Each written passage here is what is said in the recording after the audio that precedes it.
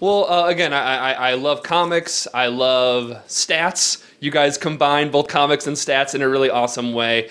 Your new series that's going on at Truth Out right now is called Growing Season. Let's talk about the first strip in the series. It's called Epidemic. And it pretty much traces the links between federal law and autoimmune diseases in the United States. Tell us all about it. Yeah, so I mean, it sort of relates to the history of the Ladydrawers as well, and which is actually, that strip is the first time we've depicted ourselves, which was really fun. Mm-hmm. But Ladydrawers started working together in 2011. A core group, this core group of like maybe 6 at the time, and since then, close to half of us have developed autoimmune disorders, and as of course we're dealing with these, you know, really intense diseases. Autoimmune disorders, of course, are when varying systems of the body begin attacking itself instead of actually attacking foreign invaders like viruses and bad bacteria. And there are a wide variety of autoimmune disorders. And actually, they affect between 7.5 and 15% of the population of the United States right now. And so they're considered, you know, by people who know about them, an epidemic. But most people don't know about them, of course. And so that strip in particular looked at how strange it was that among this very small group of people, many of whom identify as women, the remaining portion of us, for the most part, identify as trans or non-binary, are all developing this same set of diseases. Now, one thing about autoimmune disorders that's really tricky is they heighten food allergies. And so they make you extremely sensitive, particularly to foods that happen to be the foods that are protected under the Farm Bill, the U.S. Farm Bill. And so soy, wheat, dairy, and corn are among the most common allergies that people with autoimmune, you know, this growing number of people with autoimmune disease have, which means that, you know, even if those diseases aren't related, or even if those foods aren't related to the reasons that the disease start happening, mm-hmm. Then they're making it hard for people. The Farm Bill itself is making it hard for people to eat foods that feel good. Does that make sense? Oh no, because corn and soy are in like literally everything. Like you can drink water and there's corn in it. You know, it's just like corn is everywhere. You're breathing corn left and right. It's just like, you know, I mean, right now I think my shampoo is made of corn. It's not really, but it's like it could be. Like there's corn is in everything. It literally is. And soy, which is the one that actually a lot of people turn out to be the most allergic to of any, it is actually in things that don't require soy in any way. And it's ridiculous. Yeah. But we know that that's because, you know, the subsidies that are available for people who use a lot of soy are enormous. And so there's economic benefit for people to put soy in everything, which makes it suck for people who are allergic to soy. What's in the strip you talk about this, but what's the difference for people who, you know, because I think people hear about this, but they don't really go into the details. What's the main difference between autoimmune disorder and immunodeficiencies? Yeah, so in a normal immune system, right? Yeah. You have cells that protect you, and basically a flu virus will come into your system, and then your immune system will be like, get out, and then it will go cells. And then, yeah, exactly, and then you're healthy.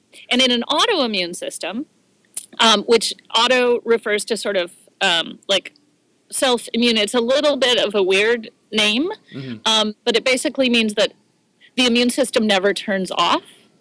And so what happens is any cells that come in get attacked by your immune system, including weird foods, and this is why food allergies are maybe thought to be related. So if you're allergic to soy, maybe soy becomes something that your immune system attacks, or dairy, or wheat, or gluten, or any of that stuff. But also it's just your body you begin to attack parts of your own body, right? And then in an immunodeficiency, you lose the ability to attack anything whatsoever. And one of the big problems with autoimmune disease treatments is that most of them send your body into an immunodeficiency. And so you go from having a normal immune system when you start, where you get sick some of the time, but then you get over it because your immune system works, to being unable to get sick, but in pain all the time because your body is attacking itself, to being susceptible to every single disease that comes along because you have no immune system, because that's the only way medical science knows how to treat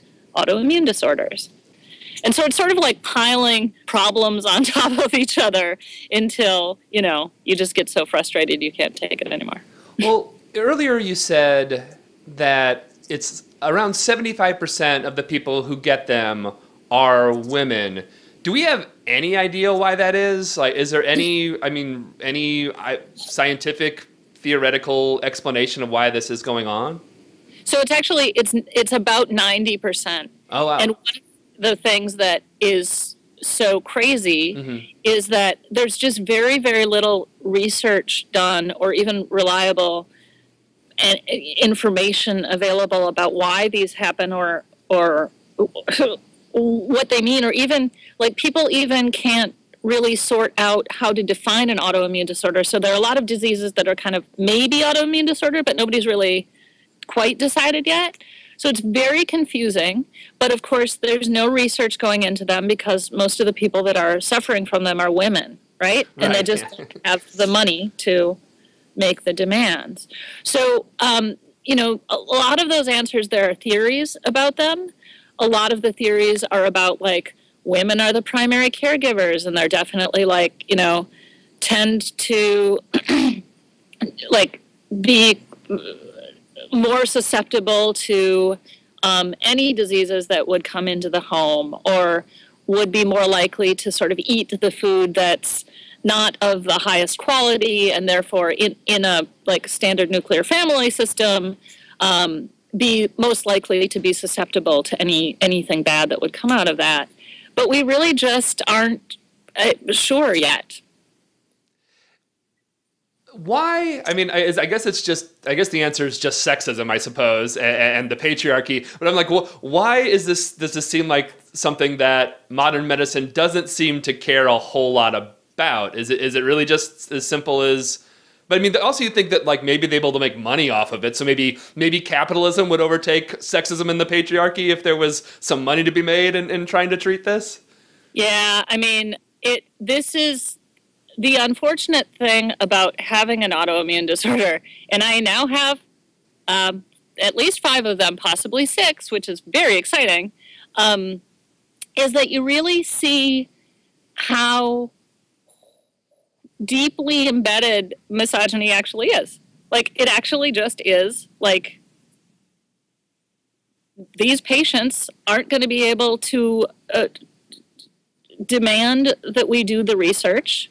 They're not going to be able to do the research, and it's not going to make us a ton of money if we can come up with an expensive drug to sell people anyway.